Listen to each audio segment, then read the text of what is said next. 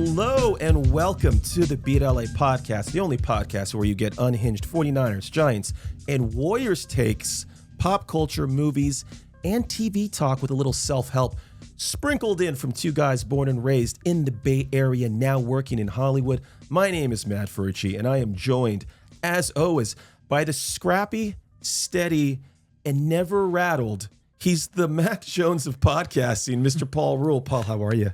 Wow, Matt, that's a nice intro. I thought maybe because I'm currently cramping. Oh, are you cramping? I just had my 10th banana, and Got it. Once I get the 11th down, I'm going to be good. You know who knows something about cramping? Nick Conrad. This Oh, guy's yeah, on a he does. bicycle all the time, our producer. Nick never cramps because he's so hydrated. Do you believe in the banana thing? I always bike with 12 bananas on me. 12. 12. Shit, Solid dozen. That's crazy. 11 would make him uneven, and Yeah, it would be too much. Got to balance it out. you got to balance it out. We're here at Mastermind Media once again, and in the gallery, I got Marco Rodriguez behind me. Mark, do you do anything for cramping? No. He doesn't. Okay, got it. He prefers to cramp. I love it. Mark, after being our guest in the last episode, told me that he can't even leave the house because he's so popular now. That's true. That's what happens when you come on the pod. Yeah. Yeah. Sorry about that, Mark. I know you were living a life of anonymity before the BLA podcast changed everything. Yeah, it's beautiful. It's what we do. That's what we do. Paul, how are you, man? You just got back from Oktoberfest in Germany. I did, Matt. That reminds me. Guess what time it is, Matt? Talk to me. Oh, hold on. I got to put my hat on. We're going to talk in a minute while I'm putting my hat on, Matt. Yeah. Tell me. I'm so confused. I'm getting some lookalikes recently. I got to throw them off this thing. Yeah. But that time again, Matt. What time is it, Nick? Matt, gift time from Uncle Paul. Oh, shit. When Uncle Paul comes back from a trip. Look at this. It's, yeah. This is a gift that I'm gonna preface that my wife drunkenly bought this for you. Oh, my God. Okay, I'm going to open this now. We were at Oktoberfest. Cut to the picture. Yep. My beautiful wife Kristen in her dirndl. And I told her that you've been having issues getting us fucking mugs at work, so she bought you a coffee mug. I love this. Look how this is like a sort of a antique. It's like an antique vibe. It's almost like that thing in Ocean's 11. They try to steal the egg, the Fabergé egg. It's from Kafer, which is where our tent was at Oktoberfest. It's got ladybugs on it, which are good luck, Matt. And Wiesen is where everybody gets drunk. It's like the meadow. I cannot wait to drink this cup Yeah. in the morning with a nice flat white and have her say, oh, what's up with that cup? Yeah, right. It's a little feminine, and Kristen was a little drunk. Yeah. But I've been bitching about the fact that you couldn't get QR codes to work on our coffee cup, so she had coffee cup on the brain. I got the new merch here, and I didn't even give him that. The new merch, the QR codes work. Oh, Yeah. unbelievable. Okay. This is beautiful. By the way, Nick, Paul texts me a picture from Germany, and him and his wife and his father-in-law. Yeah. Yeah. Brian O'Free, a big fan of the show. They were in a nightclub in Germany, and it was purple lighting everywhere. Was it Bergheim? I wish they were at Bergheim, but it was like Prince's Garage, but they were in Germany, just hammered, sending like videos and shit. Great time, huh? You had a good time. I had a great trip, Matt. I was at Oktoberfest Munich. I went to Poland, Warsaw, Poland. Krakow. I did not go to Krakow, but that's a fun place to say. Yeah. And then went to English countryside in Wales because I've now made it to my 50th country, Matt. Wales technically is a country. That's a lot of countries. Poland and Wales took me to 49 and 50. What's the most obscure, like top two obscure countries you've been to? I haven't been to Liechtenstein. I don't know. That's a good question, Matt. Wales is maybe up You there. ever been to Laos? I've never been to Laos. I've been to Cambodia. No one comes to me with their 50 unless they've been to Laos. Well, Myanmar. Myanmar? Yeah. Yeah, I saw a black bag on the airplane. There's a lot of talk about Myanmar. Nepal? Yeah, I've not been to Nepal. Still 50. Congratulations on Thanks, the 50. buddy. I appreciate love that. Folks, we have a big show today. Today, we're going to talk 49ers big win with movie director and diehard Niners fan, Rawson Marshall Thurber. He's coming back on the pod. Orinda native, There you go. Miramonte grad, Yes. and a overall great guy. Yeah. It's And knows a lot more about football than we do because he was a college football player. You know, we should have talked to him about The Rock being in the Smashing Machine. Oh, Damn it. well, he said he's coming back. He's coming back. But that's who we're going to have on. He's very knowledgeable about football. He schools us, which is not that hard to do. We're going to talk a little Giants end of the season wrap up, play a little manager roulette. We're going to talk about the Warriors and Kuminga. And we talk a little bit of Redford, one battle of another, and so much more. Folks, welcome to the Beat LA podcast. You can follow us on Twitter. Not Twitter. We're not on Twitter. Sometimes we're on Twitter, but we got the Instagram. Follow us on Instagram. You can see all the reels. TikTok, YouTube channel, Apple, Spotify, wherever you get your podcasts. Over 2 million views. Over 2 million views. Racing to 3 million. It's a beautiful thing. TikTok is now not technically property of the People's Republic of China, so you can feel less guilty about it. I love it when you go political on this pod. Yeah. It's beautiful. Nick boycotted TikTok for a long time. Absolutely. That's true. That's true. Before we get to the pod, to the interview, because we should get to that. No, this is going to be a long one, Matt. Yeah. But in a good way. This is great. There's so much shit happening right now in the Bay Area, in the sports world, in the world in general, that people have been, there's a lot of pent-upness. I just want to say, I want to thank all our fans for listening. You're going to really love this pod. We're going to get deep into the Homerism and the Niners and the Giants and the Warriors, because that's our fan base, Paul. All right. And I just want to say real quick, here come the trolls. That's why I got the hat on, Matt. Here come the trolls. I don't know if you saw this comment the other day. You know, Paul was getting a lot of, every time we drop a reel on one of our social medias, they're like, I didn't know George Bush had a podcast, right? And we're like, what? I saw one the other day that goes, some jerk goes, hey, when did George Bush and Pedro get a podcast? I'm like, Pedro? Pedro Pascal? I don't know. We don't know which Pedro he meant. I think from Napoleon Dynamite. That's what I thought. I was going Napoleon Dynamite. Cut to that. Let's see. Let's put them back to back. You know what? I just want to say, trolls, you could come at us because it only makes us stronger. All right. What a great podcast that would be. George W. Bush and Pedro. And on that note, stick around. We'll be right back. We're going to talk 49ers, a big win over the Rams with Rawson Marshall Thurber. All right, folks, we are back. Beat LA podcast. The Niners, Paul, with no rushing touchdowns and no picks this year, just gutted out maybe the grittiest Shanahan win ever. They look like average Joe's gym from Dodgeball, okay? Just a cast of backups duct taped together, Kyle Shanahan in the Peter LaFleur, Vince Vaughn role, and they took down the Purple Cobras last night. And who better to talk about the underdogs pulling off miracles than the guy who literally made Dodgeball, directed We Are the Millers and Red Notice, and has Voltron on the way, our buddy Rawson Marshall Thurber. Hello. Welcome back. Hello. Welcome back. Happy to be here. Thanks for having me. He's officially a Beat LA correspondent. Can we say that? Well, Two Timers Club. Yeah. It's kind of like SNL or something. When do I get a jacket? Is that 5? It's 7. 7. Okay. As soon as we make a jacket. Yeah, as soon as you get That's that when new you get a sponsor. jacket. All right. I mean, it's last time we corresponded with you via email, so much has happened. And we're talking like 3 weeks. Moody was gone. Bose is hurt. And last week when we knew you were coming on, we thought we were going to be talking about 3 and 2. Yep. You know, the Jacksonville loss. And then last night happened. I can't believe You were both there. I was at home watching it on television because somebody had to, see the Al Michaels dementia tour. Yeah. I feel bad. I love Al Michaels. He's the best. But he said a few things that didn't make any sense. But anyway, so I watched it. I didn't see, they didn't show either of you in the stands. That's disappointing. Well, I'll say how bougie we are. We were in boxes, Rawson, and you can't see the people That's in boxes. true. Yeah. That's a good point. But Rawson, energy and SoFi, give us the Rawson POV. Levi South going off. It was unbelievable. Every time I go to SoFi, which is an incredible stadium, like maybe my favorite ever of the new ones, and it just makes me depressed because Levi's is such a dog in comparison, right? Don't get Matt going on that. Obviously, like it's a fifth of the cost, or maybe even a sixth of the cost. They said $5 billion. $5 billion. That's what they said to build last SoFi. night. It cost $5 billion. Was that all Kroenke? Yeah. I don't know if he stroked a check, but no public funding. Pretty good for the Chargers. They just show up, right? They're like, hey, the Los thanks for the Angeles Chargers of stadium. Anaheim, San Diego, Los Angeles Yeah. Chargers of Anaheim.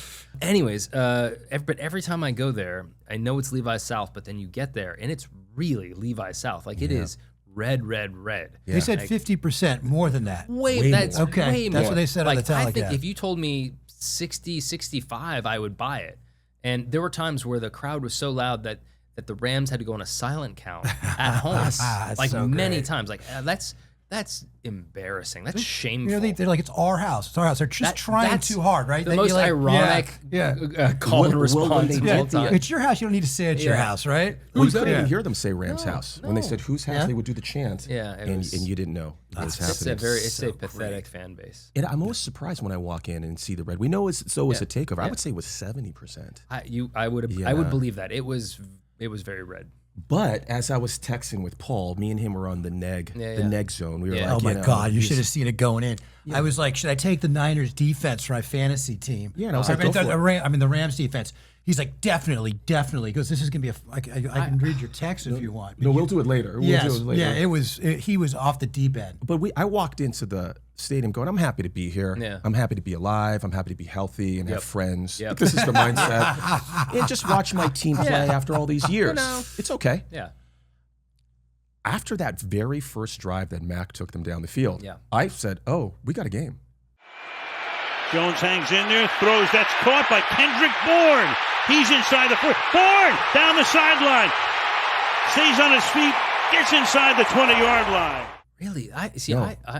I'm so happy you have that sense of optimism. When we were up 14-0, I'm like, there's so much time left. And Matt Stafford is very good at football. Yeah. And I just felt like we would figure out a way to make it a ball game, and we did. On TV, when Bourne dropped the third down pass, that broke my heart. I was like, there it goes. Can I say something about that? Because that was one of those moments that I really remember. So KB drops the third. I think it was 3rd and 5 from like the 40-something, right? Plus 40. They were there. Like, this is the thing, right? And we were up 14 with the ball. Maybe we go up 17-0. Maybe we go up 21-0.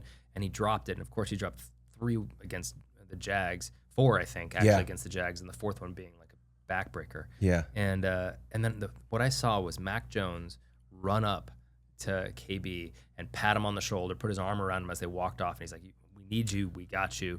And then KB went off the rest of the game. KB. Look at that director's. You saw that from the they taught that was on the broadcast. Was but it? You could see that. Oh, they showed it. Okay. Yeah. But I'm amazed that you saw Kendrick that. Bourne, at some point in the fourth quarter, the guy I was sitting with goes, guess how many yards he has? Yeah. And I go, 78. He goes, 142. It was kind of the quietest 142 I've ever seen. Yeah, for sure. I kept thinking of that scene in with David Strathairn when he looks at the screen and he realizes it's Jason Bourne. Jesus Christ. That's Jason Bourne. I felt, though, after that first drive, I thought we were going to get killed by 2 touchdowns. Yeah. And I felt like, oh, we're in a heart attack game. I didn't think we were going to run away with it. I just knew it was going to be a game. Yeah. That we were there to play. I can see that for sure. And I was, it was one of the best 49er games I've been to. And I've been to a handful. Let's ask you this. We and Paul were debating that this morning. We've been through it all, from the Niners, from watching Joe Montana to this Shanahan. Was this the grittiest win in the top 5 in the Shanahan era?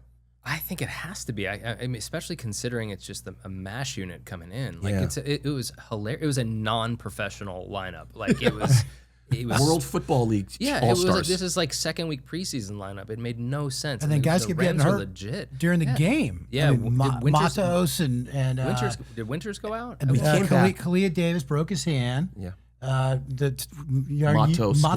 Gross Matos hamstring. Stout was out at the end with high ankle sprain. Why can't we have nice things? I don't understand. It's unbelievable. I don't know. Like, I get all teams get hurt, but like this is. I mean, seems I think like there's an institutional problem. There is a problem. Yeah, it is outside the norm, outside the bell curve. Do you have an opinion on that? Because Paul and I were debating this about just the 49ers injury, and it's been written about ad nauseum. Yeah. The training camp, we practice too hard, strength and conditioning. Yeah. Do you have a take on what we're doing wrong? I don't know. I don't know enough to know. I've read all those things because I'm like, here's what I do know. I know that it's not just how it feels. There is data that proves that the 49ers over the last 10 years have been the most injured team by a large margin. It's like they're number 1, and then there's like 2 blank pages, and then the second team. It's not a joke. I don't know why. I know my guess is it's a combination of 2 things. I don't think it's the training staff. I think we've switched that out. We're doing what we can do. I think it's 2 things. I think one, when the NFL Players Union negotiated the last contract with the owners, that practices have gotten reduced, practice time has gotten reduced, and full contact practice has gotten reduced. So you're not hitting as much. You're not practicing as long. So that coupled with that Shanahan goes hard, that I think is the issue, is that there's less of it and we go harder without harder and shorter bursts. And I think that's my guess. But didn't they have the production meeting and talk about this? I don't know. Harder and shorter bursts. Yeah. Outside, I get Listen, injured. hey, baby. I get injured doing that too. Hey, Nick. But That's I think that's it. And the Nick Bosa. Yeah. I mean, I'd be curious to know what you guys think, because when Nick went down with the thumbs down on the sideline, and I was just like, my heart sank, and I was trying to think of, is there a player on the roster whose loss would be more detrimental than Nick Bosa? And I don't think there is. I don't think it's Purdy. Yeah. Well, clearly not Purdy. Well, I love what Mac Purdy. Jones is Yeah, doing. right. Well, I guess that's what I'm saying. Is like we didn't know that necessarily. And Fred Warner, but I get your Yeah, point. But you're right. Fred Warner for sure. But if Fred goes down, God forbid, we have D. Winters, we have Nick Martin, right? Yeah. And Nick Martin flashed pretty seriously in the pre. Like there Yeah, no, is that's a a good thing, point. right? Purdy, we got Mac Jones. He's not. I think Purdy's. I don't think there's a quarterback controversy. I think Mac is a great backup to We're have. not going to let you stay. We'll get there. We'll get there. I was going to say we're happy to talk about it. We have but to my have point is, like, reels that people watch. there is no Rawson. substitute for Nick Bosa. There's no backup that can Yeah, they do don't half his pressure. I mean, he's the biggest. I mean, Paul's he knows this. For years, I've been the head of the hater Mac Jones fan club. Oh, really? From Alabama Yeah. to New England to Jacksonville. Really? Oh God! Like when that whole thing with Trey Lance, I'm like, not Mac Jones. Yeah. Look at this dad bod smoking cigars. Yeah. Noodle He's arm. Nick Nolte in North Dallas 40. You know what his nickname was at Alabama? Tell me, McEnroe. McEnroe. What? His dad was a professional tennis player, and he was #1 in Florida when he was 12 years old. Is that right? Get out of here. Yeah. You know me. I got That's amazing for a guy who can't move. He's got concrete galoshes on. Yeah. That guy cannot move at all. Well, just see Statue of Liberty. Last night, remember when he had that pass tipped and he had to knock it down. Oh, that was cool. So on He the got up broadcast, and he was saying volleyball, but on the broadcast, It's it looked like an tennis. overhead. yeah. So That was a heads up play. You were thinking overhead. I was thinking Karch Karai on Yeah, that. yeah. But Yeah, nice well, let's call, talk about Mac. We got to talk about some guys. Let's talk about Mac 10. Yeah, Is Mac his 10. new nickname? That's a good one. I just want you guys to know. Do you see what I'm wearing here, Matt? Yeah. Wearing the brawny shirt, the brawny. Yeah, because he was wearing. Mac Jones has his That was a good his look. what's the they said the character sport coat. but it was part black and part red, and I'm wearing red and black Just here. absolutely no taste whatsoever. What are you saying about my shirt, Rawson? No, your Oh, shirt. yeah, I his have shirt. that shirt. Yeah. I like that shirt. I'm just saying what Mac Jones wore was Mac an Jones, abomination. and we're going to cut to this picture while we talk about Yeah. this, looked like Tommy Lee Jones. Hey, in, he looked Two-Face. Two-Face, Yeah. right? That's right. Yeah, he Two-Face. looked like Two-Face fucked Dick Tracy. That's It was- right. They said I saw Harley Quinn. You know, Yeah. from that's Margot Robbie and some movie. I do. Yeah. Well, Mac Some Jones, superhero thing. or Yeah, something. no. I looked that up, man. I love it. I love it. You dropped that. He ate 11 cut to that bananas. photo. Ate 11 bananas on the sideline. I heard it was only 3.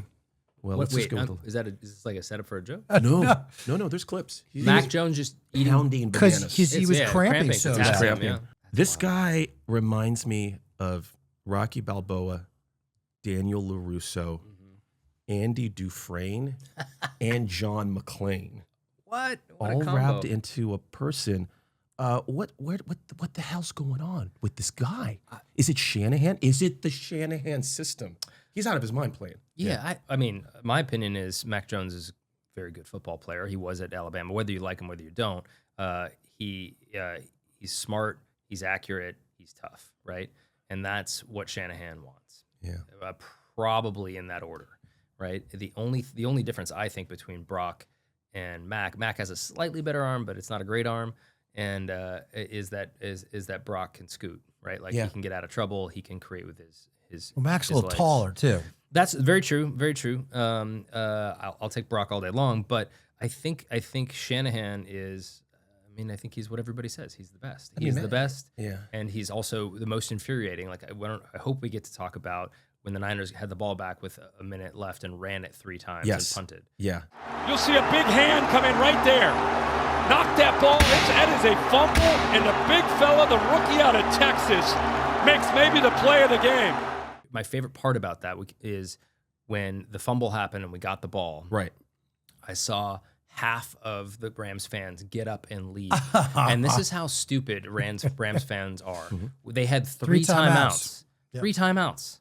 And we were at the 2. Like, you have to be an idiot to think the game is not over. It's not even close to over when all you need is a field goal. If you stop them 3 times and they've got to punt back to you at midfield, it's one play and you kick a field goal and you go to overtime. You have to be a moron, which Rams fans are. Well, So, let's debate that there you right go. now. Can we talk about it? let's do that. Oh, so because go ahead, tell me your take. What did they say on TV? Yeah, what did they say? It seemed like it was probably the right move. The defense was gassed.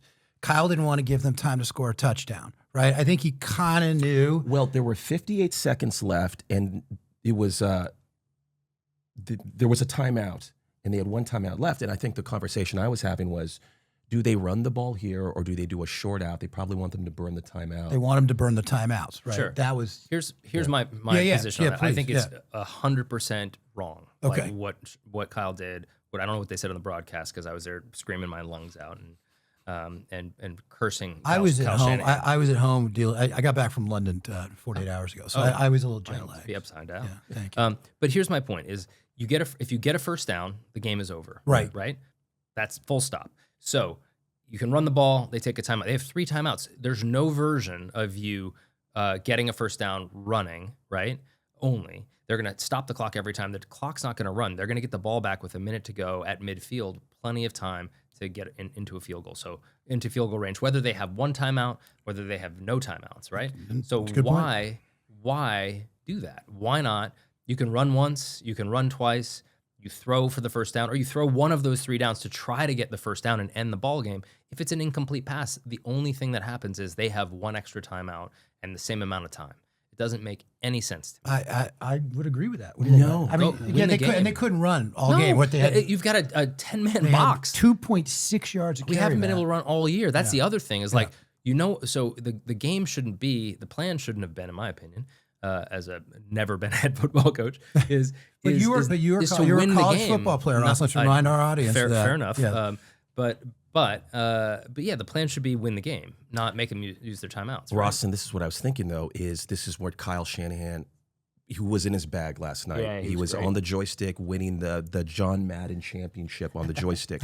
But as much as he let it rip and let I was going to say Brock Mack throw 49 times, That's unbelievable. he's on his own too, and Kyle gets conservative and plays it safe. He has these windows where he's like, "Fuck it, I'm gonna play it safe," and he played it safe here. I think the biggest coaching blunder I was mentioning, I don't know if it's been written about, but in overtime, the Rams won the toss. Yeah. And they chose to kick off. Yeah. In the new overtime where there's 10 minutes, every team gets a possession. Yeah. You want to receive the ball first because you're you get guaranteed 2 possessions. Yeah. The 49er defense was already gassed. Yeah. Why not gas them again? That's a great I thought idea. they helped us. Yeah. Who told them to kick first? I think you're right. Yeah. I think the thinking is then you know what you need, right? That you know if the other team scores a field goal, then you know a field goal ties it or a touchdown. In college, that's great, but not with these new rules. I think McVay. I mean, it does seem like it didn't happen in the playoffs in 2021, but in general, Kyle seems to have the number of his proteges. Yeah. That somehow when they go head to head, they have brain locks. Yeah. Just like that last play when they decided to run up the gut. That was the 4th and 1 was crazy. Stafford had the magic wand at that point. They could have done anything in the air. He's so good. On the ground, does he make it? It doesn't look like he didn't have the ball is out. When did it come out? The 49ers think they have stopped him short. But what was great about that was the Texas Hold'em Las Vegas World Series of Poker. There was the battling timeouts. They saw what we were doing. Yep. Then we called a timeout. Then they called a timeout. Yep. And then they ran the same formation and play. But I thought speaking of similar play, when Kyle decided to run it at the 2-yard line when they're at 14-0. Yeah. And Mac, by the way, that was, I don't know if they talked, but that was definitely a penalty. There's a roughing the passer on 3rd down. When he died? When we thought he died? When he slammed him into the turf. And they said it on the broadcast, to their credit. Is this when Mac got hurt or no? Yeah. It was how the play got hurt. And they said on the broadcast, they actually brought on whoever the rules analyst. The rules analyst was for Amazon. And he said, that should have been a roughing the passer. That being said, Kyle then just tried to run it up the gut again, right? And Mac, the only thing they could do was throw the ball. Yeah. Right? When Mac was dead on the field, Oh my God. It was, what was it like at home? Because all of the Niner fans were quiet. And I kept thinking of that scene in Jerry Maguire standing over Rod Tidwell. And they were going like this, just wake up. Rod, can you hear me? Can you hear me? Do you know where you are, Rod? And then he popped up And jogged off. and ran off the field. Oh my God. I get it. There was a cramp. They thought it was much worse than that on the broadcast. I don't know who Adrian Martinez is. Do you guys know who Adrian Matt Martinez knows all is? about him. Talk to us, Matt. Who is he? He was, his Has claim he to played fame, football? he was the MVP of the World Football League. Was he? Yes. Which my answer to that, Rawson, was, what is that? Yeah, I know what there's the XFL, there's USFL, It's in there's that the vein. FL, I'll say this, League, Rawson, something. from a casting standpoint, Yeah. I've never seen him take a live snap. Yeah. But on the field, the way he pumps up Mac, like I pump up Paul. Yeah. And he's got that. He's got a little Garoppolo in him, and he's kind Oh, of he good. definitely got Garoppolo. Adrian Zemed is, I think, was I'm more like casting him in the Okay. role. I don't know if he can play. So He does look like an athlete out there. So Yeah, I'm yeah. he's saw an him warm up. undrafted. I think he was Florida or something like that. You know, after all that Mordecai and Gus Yeah, Bradley's kid, we went with Adrian Martinez. Yeah. You know, And then they cut Jordan Jefferson to make room for him, and then they lost all their defensive linemen. Look at me. I Look love at it me when know you this dig shit. deep in your Did you see bag. the best thing though? You guys didn't see this, but they talked about it today. Was the relief in Adrian Martinez's eyes when he didn't have to go into the game. It's fucking hilarious. Is that right? Oh, he was so fucking nervous. They cut to the side. He was just like shit. And he's like, whew. And he's just like, Is yeah. that right? Yeah, That is yeah. It was hilarious. I gotta see that. Did you have complimentary binoculars in your box? I did not. I had at you, some, and big- I look at was you, big time. I was Is that right? I was right. I was like a guy betting on horses. that I right? was in the tent and I was watching. We didn't know if Mac was gonna. He was At testing all. that knee. Yeah. I didn't. I mean, I saw him jog off, and I just had a big sigh of relief, like Adrian Martinez, I guess. But dear God, no, man. And then, I mean, we could talk about the Isaac Guerrero fumble that wasn't. Thank God, but that was just progress. like, oh my goodness. Thank God, Yeah, right? Thank God. That guy should never be on the field. Like just. Well, Kyle seems to agree with you. Well, let's go to let's say it now for the what do they call that stuff, Nick? The engagement. Mac Jones, Brock Purdy, on Get Up, First Take. It was the controversy. Do we have a quarterback controversy? And Mac had a great saying on the podium. He's like, "No, Brock's the starter, but he's playing well." Yeah. You know. So what do we? I mean, do we have a little Montana Young pushing each other type of deal? If only. I mean, we're nowhere near that, I think. But no, look, anytime the backup plays well and the starter struggles, you're going to have this conversation. I don't think it's a real conversation. I think Brock Purdy is legit. I think he got hurt in Seattle and gutted it out. I don't think he was ready to come back against Jacksonville. And I think I hope that he rests up and heals up and he'll be okay to go against Tampa. But here's what I'll say. Thank God we have Mac Jones. Thank God. Yeah. But no, not even close. Rawson, I think we have a little. You know, it's kind of like when Eric Stoltz was cast in Back to the Future, Oh, you and think? then all of a sudden we see Michael J. Fox. If you're telling me you think Mac Jones is Michael J. Fox, No, I've been a Brock sturdy. He actually, because Brock Purdy's shorter, yeah. and Michael J. Fox is short. I've defended Brock on here, getting into arguments with Are you Reggie not a Brock Watkins. guy? You don't We're like Brock guys. We're Brock. I don't know if I'm a. I don't know. Kinda. Brockton loaded, man. Let's go. I don't know. I was. Anyway. We're paying him $250 million, and you don't know? Well, first of all, I'll say a couple things. Mac Jones is under contract for not one but 2 years. That's You what we know need. that, right? They Yeah. didn't do the I Sam do. Darnold thing. They did Yeah. 2 years. Good. Which either way is good because they could trade him, right? But you know, I will we'll say see what this. happens. I will say. Go ahead. You want to But finish? anyway, Yeah. no. So what I was going to say is that all I could think of during the game yesterday was, what if you could? You're a filmmaker, you're a blockbuster. You can do anything. You space and time machines. What if we could go back in time to 2021 and not That's give up interesting three first round trips for Trey Lance and actually just sat there and waited till the 12th pick, which we had, and picked Mac Jones and put him in a Kyle system from the beginning? Yeah. Where would we be? But 99% of Niner Nation, when that draft was happening, none of us wanted Mac Jones. You didn't want Mac I Jones. wanted him more than Trey Lance, who had never played college football, basically, I Were you and who there? didn't seem to Was fit that you too? Shanahan's system at all. Yeah, I was a Mac Jones guy more than a Trey Lance guy for sure. But I actually liked Justin Fields coming out of the draft. That was my guy. It was the look too. Yeah. You know, you wanted to look the part. I got to say this. I love that we have two great quarterbacks. Yeah. I think it's a great problem to have. But do you think Kyle Shanahan is talking with his coaches or John Lynch in the back of the plane going, fuck, man, like Mac's playing pretty well. I mean, I'm sure they're, or I don't know. I mean, you guys remember when like Cap came in for Alex, and then Harbaugh was like, I don't know, we got to play the hot hand, like on like ABC or ESPN. Yeah. And I was like, what the fuck? What? And he was right about Cap in that particular sense. And Alex, being the classy guy is, just sort of held the clipboard for the rest of the season, which I think is insane. So I don't think Kyle is Harbaugh in that way. As much as I love Harbaugh, I think Kyle knows who Brock is and knows. I think Kyle knows that Brock runs the system as well as Mac does. I don't think it's a controversy. I will say the good thing about it, like Brock drops back and he gets indecisive. Mac Jones got rid of the ball in 2.2 seconds. Didn't get sacked until overtime. Yeah, he's much more decisive. I mean, last year. Yeah. I know I didn't see last year, so maybe that might be a thing. Making the next big giant blockbuster, Voltron. Yeah. But one criticism of Brock last year, which was very valid, was he held onto the ball way too long. Really? That's why. By the way, he ran a lot. He actually had over like 500 rushing yards last year. He's trying to make a play or something. Because there were reasons why. I think the offensive line was fucked up. There were some other things he was doing, but Mac Jones seems to have West Coast offense, Joe Montana decision making happening, right? I'll say this, Matt. You're actually, Paul, it was your question. I think if we had a time machine, right, and we could go back, and Kyle could get the guy that he wanted, which was Mac Jones by all reports, right? Like he got talked out of it and went to Trey Lance. And I said, I think last time I was here that trade for Trey Lance is the worst trade in the history of the NFL. I mean, I don't mean that. Wow. I mean literally the worst trade. It's hard to argue. Imagine those three first-round draft number picks ones. Yeah. For a guy who basically can't play in the NFL, never played in the NFL, won't play in the NFL. And I like Trey Lance, and I saw him in preseason with the Chargers, and I hope he finds his way. But imagine, like you said, if we had Mac Jones, right, with the 12th or like you said, I'm so sorry, the 11th or 12th pick, whatever it was.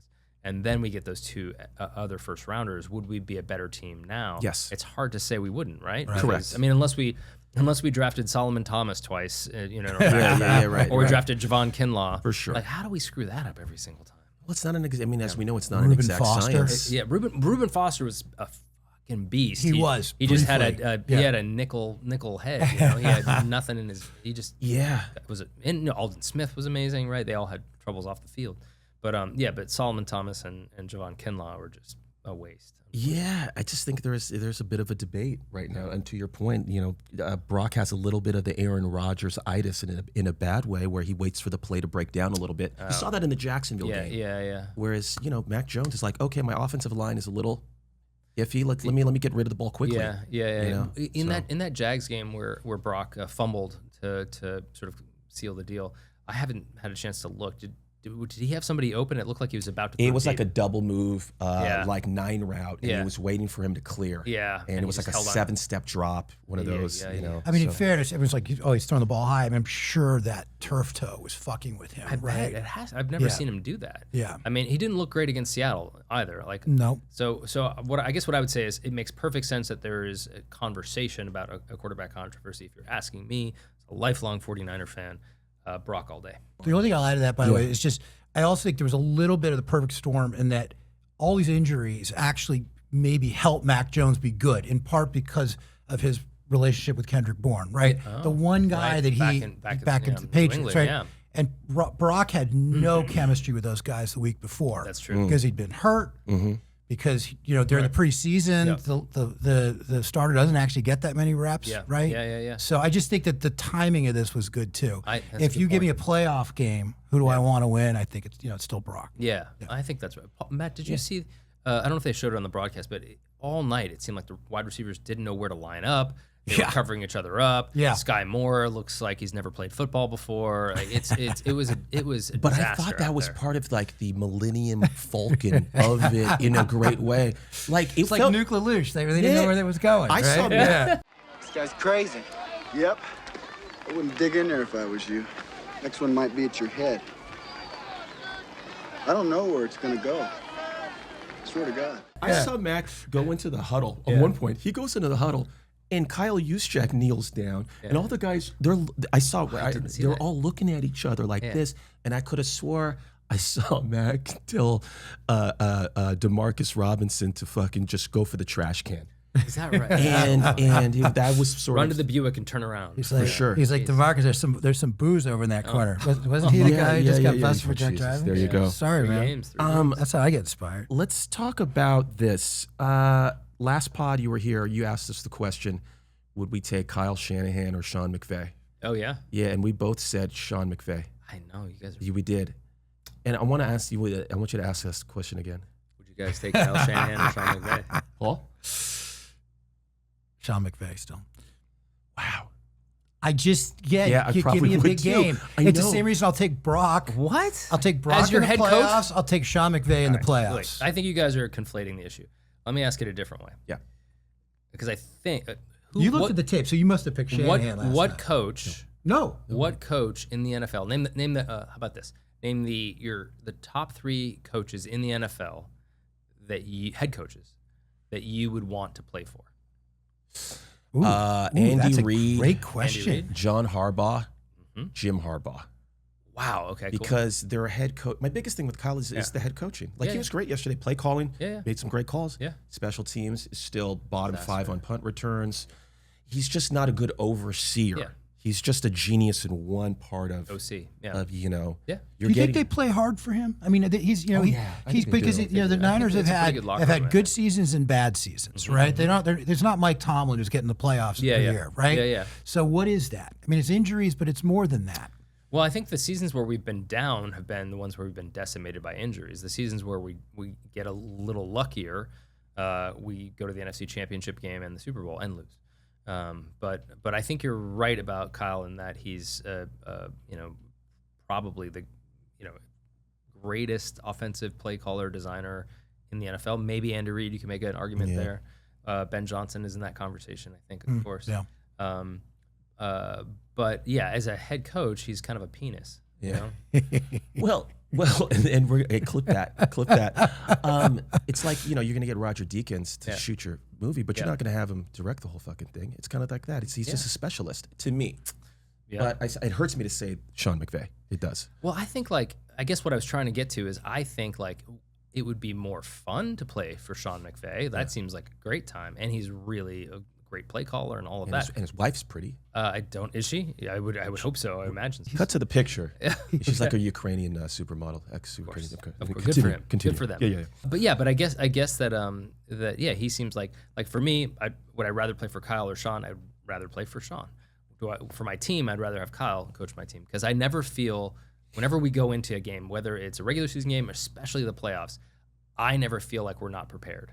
Like I know that Kyle has been grinding and he knows everything. What about this sort of this? But I worry about this. Matt knows I'm a head case, so I recognize head cases. He's got a lot of scar tissue from all those big losses. Yeah. Right. Yeah.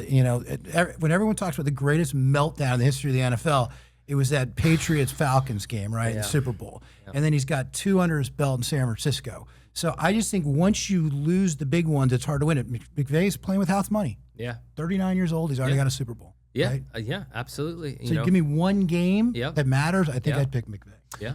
Yeah, I hear you. But wouldn't you rather be in the 49ers position than in the Rams position? Because Matt Stafford's going to play this season. That's a great point. You know what? He's going to play next season, maybe? A great point. One of the things I hope for this year, there's a few things I hope for. I hope for Matt Stafford to get a high ankle sprain, and I want to see Jimmy. I want to see Jimmy. Oh, we do. Oh, he was on the sidelines last night. Was he? Oh yeah, he's the backup. Was he just checking Twitter? Or what was he doing? He was. We don't know if he was Grinder or Hinge. But he was swiping. Yeah, I bet he was. He was swiping. You want to see 10 on 10 because he looked so happy. You were saying he looked like a pig in shit. Oh. He was so happy because he knows. What does he know? Well, for one, I think he likes living in LA. He's closer to the porn industry. Yeah, sure. Because we know that he's been dabbled there a little bit. Yep. And I think he's enjoying it. And I think that for him, number 10 on 10. He just closed his eyes and imagined it was Mac Jones. Can I ask? I'm going to get this pod back on track here real fast. Why do that, Matt? I have no idea why. Yeah. Do you think the biggest postseason free agent acquisition the Niners made was Mac Jones or Robert Saleh? Let's just talk about the defensive line and our defense. That is such a good question. Well, I mean, I have to both say, are right. I mean, it's so close. I mean, I guess Saleh, because if they didn't get Mac Jones, I'm hoping they would have gotten somebody else. Sure. Who can play? Not Adrian Martinez, of course. But if you're saying like if it's not Mac Jones, then it would have been Adrian Martinez. Then it's Mac Jones all day long. Sure. I guess my question really is Robert Saleh on the sideline there in the fourth quarter overtime? There's a belief system there. We're like, oh my God. It's night and day. Who was our backup quarterback last year? Why am I blanking on that? It was it should have been the guy who ran a lot. Josh Dobbs. Johnson. Josh Dobbs, but he Right. decided to go with Kyle Allen instead. Yes. But think about where we'd be if Brock were.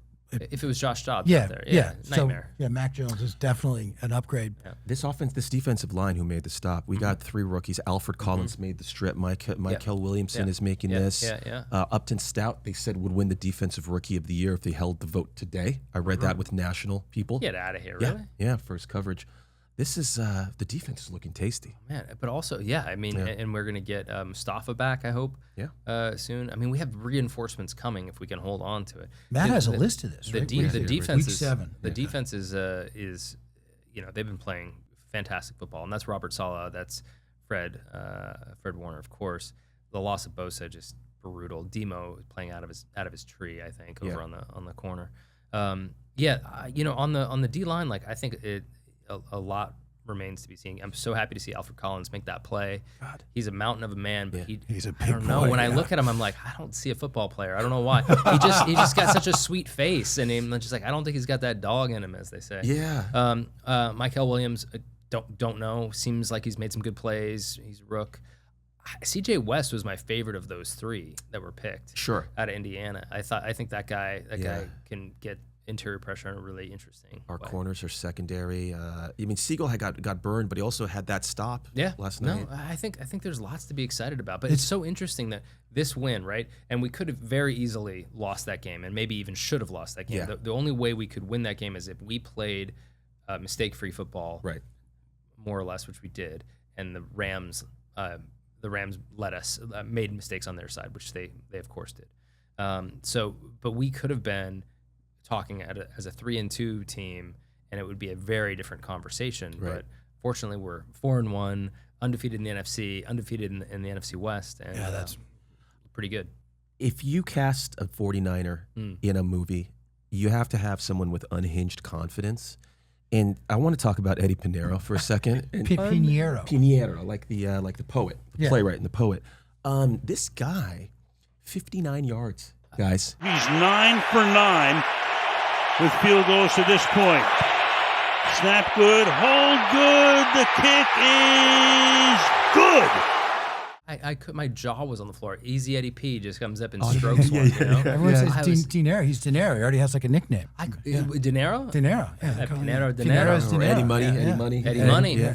Eddie Money. That's so He good. came Two in tickets to and, paradise. they were lining that up, and I was looking at the people I was with. I'm like, are they we're gonna kick a 60-yard field goal? Like what? I mean, he knew his long was like 56, but and he's not really known for anything over 50. And it could have been good from 65. He crushed it. Yeah. How nice is that? It's unbelievable, right? And So, Jake Moody. What do you think Jake Moody was doing when that? I don't know. He was probably eating pizza. Well, did you hear what Kyle Shanahan said No, what did he afterwards? say? He was like, we were debating it on the sidelines, and he ostensibly said, "Fuck it, let's go for it." Yeah. Like, See what he's got. and that's what Eddie brings. He brings the confidence to you. Yeah. He's a wonderful man. You could see the moment in week 1 when Kyle Shanahan was just done. When Jake shanked that 27-yarder, they cut to Kyle, and I knew he was gone. Yeah. Like that guy's not going to get on the plane back. Could you tell he doinked that? No, we didn't. Yeah. Live. No, until the replay, and I went, Yeah. that was It nuts. was a beautiful thing on television. What do you think of the K ball? Yeah, this is the kicking ball, right? Yeah. I think Vic Fangio was talking about this, about how the kicking game is broken, and I think it is. I didn't know it was the balls, but I didn't know. Well, he was kind of saying it's like the live ball era in baseball, Yeah, Bonds, Bagwell, like it's the same thing. I guess, there's like 20, 25 balls, that they rubbed in for the game. Yep. And then from that pool of balls, they used to have the kicking balls. You know? But now the kickers have their own set of 5 balls that they can humidor and do whatever they need to do that are their balls. God. And I don't know if they're getting some extra yardage. That's I mean, there's so many jokes that I'm just not going to say. But I guess I was going to say here's I think I've thought about this a little bit. I think kicking is broken in the NFL, and I think here's how I would fix it. I think any kick under 45 yards is worth a point. Yep. Anything over 45 yards is 2 points. Anything over 60 yards is 3 points. That's what I would do. I love that. That's fantasy. cool. I love that I like fantasy that. aspect of it. Because then you're being incentivized To go in for a it. different way. That's great. Right? Because these kickers are drilling it from 70, 65. It doesn't make any sense. And now with the ball gets put at the 35 if you kick it into the end zone, right? Like you're talking 2 completions basically. 15 yards, and you can kick from 15 or 20 yards. You can kick a field and goal. when the Doesn't new make any kickoff sense. rule, right? They're starting at the 35 basically. What's weird to me is that why the NFL thought this was a good idea. Nobody's paying to watch the kickers, right? Yeah, it's player safety, unfortunately. Yeah. You know what this reminds me of is That's what they're saying. in the NBA, there's some certain circles that are so upset about the barrage of threes that they're saying you should invert it. Everything's a 2. A 3-pointer is a shot made inside the key to sort of bring the game back. Is that right? Which would be hilarious. That's wild. Yeah. I hadn't heard that. Just because people are bombing threes. Yeah. Let's do that after Steph retires. Let's look forward because we got to get you out of here in a little bit. By the way, I'm going to do a little side quest with Paul. He called me today and goes, Eddy Pineiro, your countryman. I'm like, I'm not Latino. He's like, no, he's half Filipino. Eddy Pineiro is not Filipino, Paul. He's Cuban Nicaraguan. Okay. Get it right, In Paul. one of my first searches, Okay. I think that's new information because when they first signed him, I looked it up, Max. I'm always trying to relate things to you at my podcast. His dad immigrated from Cuba on a raft to Miami. Oh man. Doesn't mean that there wasn't some Filipino in there. There could have been. There could have been. Way back when. Yeah, exactly. You don't know. Let's look forward. Just Matt, take it. I'll take it. I'll take him. take it. He's on the team with Tim Lincecum. Isn't that amazing? I was going to say George Kittle's coming back week 6, but now they say it's going to be 7. What? He's not Atlanta. I saw that today on Twitter before we sat down. No. Yeah. Why? Yeah. So He's not coming back for the Bucks. He's going to come back for coming back for the Bucks. But in week 7, we're going to get Kittle, Mustafa back. We'll probably trade for an edge rusher in week 8 with the deadline coming. Then Ayuk in week 9. 49ers, Tampa Bay Buccaneers prediction, because we're going to milk this pod for about a week and a half, baby. with no Kittle, huh? How do we survive the next 11 days with this MASH unit? Cut to the MASH music. We're going to Tampa. We're playing Baker Mayfield. How do you see that game? Yeah, that's tough. That's a good team. Baker is, I'm not the biggest fan, but he's a winner. And guys play hard for him. I think I guess had we lost last night in the way that I expected us to lose was by 10 points or more, I would say there's very little hope. But after last night, anything is possible in the world with Kevin Durant. So I think it's going to be, if we don't have Kittle, we're going to get Ricky back? Do we know? And Juwan? We'll probably get those two guys back. All right. Yeah. And then it's not going to be Brock, right? We think it's probably Mac. It'll be Mac. I'm almost sure. They talked about how that Brock didn't even come to L.A. For the game. Usually he's on the side. At least he's on the sidelines. Ricky didn't either, by the way. He wasn't there. So he was hanging out with Ricky's family in the box. Yeah. Who was this guy? This guy. Yeah. Wait what? You buried the fucking lead. Yeah. Wait. I was Mr. and Mrs. Pearsall, Casey and Rick Pearsall. Couldn't have been nicer. That's amazing. Met them last night, and they were lovely, and we were cheering, and they said that Ricky didn't travel. Did you get any dirt? How's Ricky's knee? This is how we get the scoop. They didn't seem worried. Okay. They didn't seem worried. Because I haven't heard. I know it's a PCL, I guess, but it sounds like it's. I don't know. Do we know? I haven't heard much about the. I feel like you look like a man that knows about PCLs and ACLs. Is that right? Pacific Coast League. He's a baseball guy. Yeah. It's like, I think Ricky's going to be baseball. That's my gut. On Tampa, I'm not sure what the line is right now. But if we could beat the Rams like we did last night, we can beat the Bucks. And they flexed that game right to the afternoon. To the afternoon. So that's good for us body clock stuff. Oh, right. Yeah. So I mean, I'm not gonna bet against us. I think we can win that one for sure. For sure. I wish we could run the ball. Wouldn't that be nice? That'd be nice. I think just asking for too much in life is always going to bite you in the ass. I'm happy with 4-2. I think the 49ers go down to Tampa. Yeah. I think like Mike McDermott in Rounders, we got a good hand. You're right, Teddy. The ace didn't help me. I flopped the nut straight. but we're going to lose that hand to the Buccaneers in a close game. Paul, do you have a thought for the Insta Jams? It sounds to me that one reason they're going to give Kittle another week, right? Because they're like, okay, we're a little bit house money. It's not a division game. It's on the road. Yeah. Brock won't be back. Jake Tonjes. God, love this man. Right? Yeah. Friday Los Gatos. What do I think? But we have no line yet because the Sunday games haven't happened. So you say it's a loss. I do. I say it's a win. You say it's a win. Yeah. Oh. I'm going Orinda Strong, baby. Miramani High School. Let's go. I think, Go Mats. I think this team's got some magic. I think they're going to win this game. Nice. All right. Yeah. Yeah. I think Mac Jones is back in the South. He grew up in Florida. Okay. Where he was a great tennis player. I don't know if I mentioned that. Yeah. And I think he's feeling it. I love it. He's got 10 days to rest up the knee and the cramping and eat a lot of bananas. I think they're going to win. See, there's moments in the pod where I'm behind the camera and I see Paul on the monitor. Yeah. And I just want the improv. I'm like, just keep going. That's really good. Yeah. Thanks, Matt. Last real topic. 49ers. Do we think they're a playoff contender and dare I say an NFC West NFC champion? I mean, how do we look at these guys now at 4-1? Playoff team? I mean, I think if you yes is the short answer. I mean, if you're 4-1, I mean, you play 500 ball the rest of the way, you'll get 10 wins, right? Isn't that right? And they're 3-0 in their division. You know, so and they're 3-0 in the division. Like we're in a great spot. So I think playoffs, yes. Okay. NFC West champs, yes. NFC champs, no. And Super Bowl champs, obviously, no. Got it. How do we fix the running game? If we had Nick Bosa, I'd have a different answer. How do we fix the running game?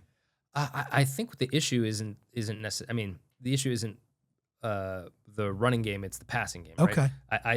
And what I mean is, we don't have Kittle. We don't have these threats on the outside. So I think they're crowding. I think we're facing really tough looks. I think we're playing a lot of two-man shell above us, and which is a very difficult look to run into. So we have a lot of box crowding right now because we don't have any speed and any threat. We don't have Brandon Ayuk getting separation. We don't have Jordan Watkins out there to stretch the defense, so they can crowd us and come down. I think it's more an issue of lack of weapons on the perimeter versus what's happening on the God damn. See, I love this. Every time Rawson comes on, he says one thing. I'm going to take the two-man shell and go out in the world this weekend and use that and pretend it's mine. Let it makes so much his sense. Football nerd fly yet. I'm so glad that I brought that out to you. That was amazing. The fucking two-man shell makes so much sense. Yeah. It was Mac hit a great back shoulder to Demarcus Robinson. So in that beautiful. Wasn't that nice? 3rd and 9. This is the 15th play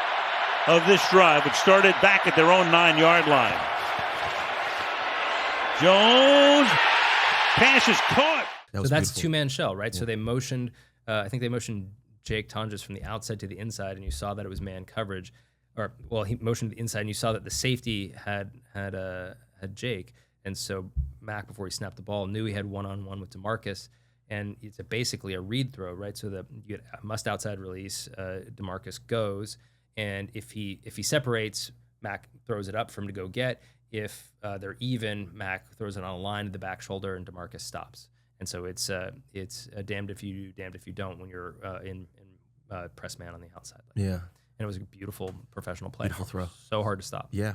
So cool. God, man, I'm pumped. Super Bowl now. I'm so fucking excited. There's no chance. That's not what he said. That's what he said. He just said we're going to the. That's what I heard. We're going to win 3 Super Bowls in a row this season. There's no there's no chance. Without Nick Bosa, we can't do it. 49er bumps. Yeah. Everybody drink. That's Rawson for you right there. Can I ask a Voltron question? Yeah, man. I did some research, man. Yeah. So it looked like, obviously it's an 80s TV. But did you watch the cartoon? I did, and it was based on a Japanese, but I read that it was basically in development for 20 years. Yeah. Somehow you got it out of development. You gave them a story that changed this 20-year trajectory. Yes. How did that happen? I don't know. I got very lucky. So the rights holder is a man named Bob Koppler, and his father, Ted Koppler, is the one who brought Voltron from Japan to the States. So Ted is from Missouri, and he owns a bunch of television stations there, and he was on vacation in Japan, and on his television in his hotel room, they were running this cartoon, which was called Go Lion, right? King Beast Go Lion. And he was like, this is great. And so he bought the rights to it, brought it to the States, redubbed it in English, and recut it a little bit because it was a little more sophisticated in the Japanese version. And then he syndicated it in afternoon cartoons in I think '84. Which is where your boy fell in love with it. And so I've loved it since I was 8. That's so great. And so I've always I wanted to make a movie that my kids could see. I have a 9-year-old, a 7-year-old, and a 5-year-old, 2 girls and a boy.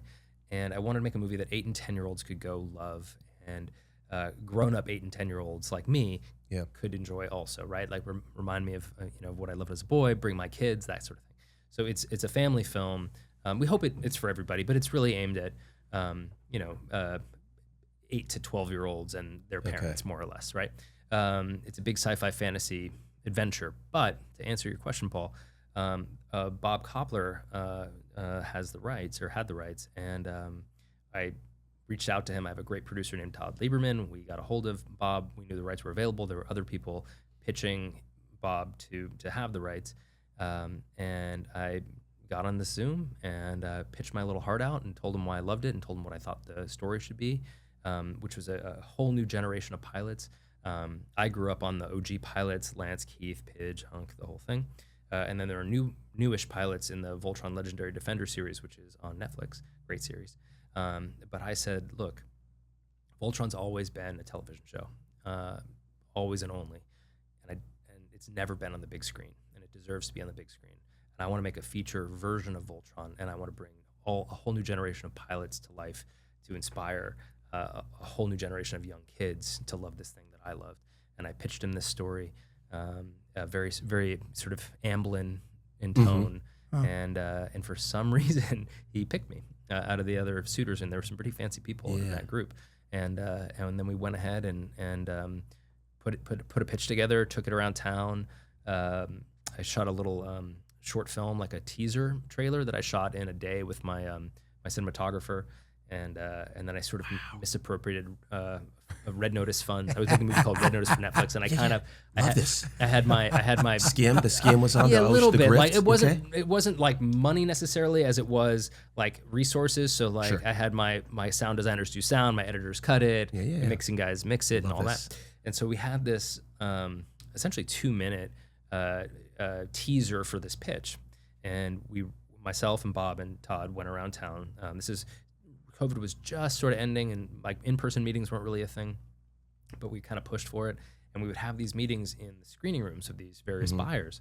And so we'd all get there, and I'd do my little campfire story and tell them what the story is, and then we would end with this 2-minute teaser, which was apparently pretty effective. It became a really competitive situation, a bit of a knife fight to get it, and Amazon MGM won the day, and I cannot tell you how great that experience has been with them. It has been absolutely wonderful. They've been incredibly professional, above board, supportive the whole time, and they love the movie and they're excited about it. So, and we're going to share that 2-minute sizzle reel right here. If there were if there were still DVDs, I would love to see that on the extras. I'll send it to you guys on the side. On the side, we will not. I know what happened. I know how you close it, Rawson. I know what he did. He gave the pitch, and then there was like an uncomfortable pause, and then he said, "Do you know about the 2-man show?" And that's what closed it. That's great. Thanks for talking about that. Before we get you out of here, we do this thing called Best Things We Saw later, where we always talk about the stuff we're watching and the stuff we're loving. Me and Paul were saying, Robert Redford passed. And we were talking about like his influence on us and like our favorite movies and like kind of what he meant. Did you have a favorite Redford movie when you were growing? Like, what was your go-to Redfords? Well, I mean, look, on the Redford side, there's a bunch, right? All the President's Men, 3 Days of the Condor, Sting, obviously, The Natural. You have to go with The Natural, but weirdly, I know Ordinary People, etc. But I guess for me, the one that was most influential that he was involved in was A River Runs Through It, that he directed. I know he wasn't in front of the camera, but like that movie spoke to me and still does. But I was lucky enough, my second film went to Sundance, and so I got to go to Sundance as a feature film director, and which was wonderful and an incredible experience.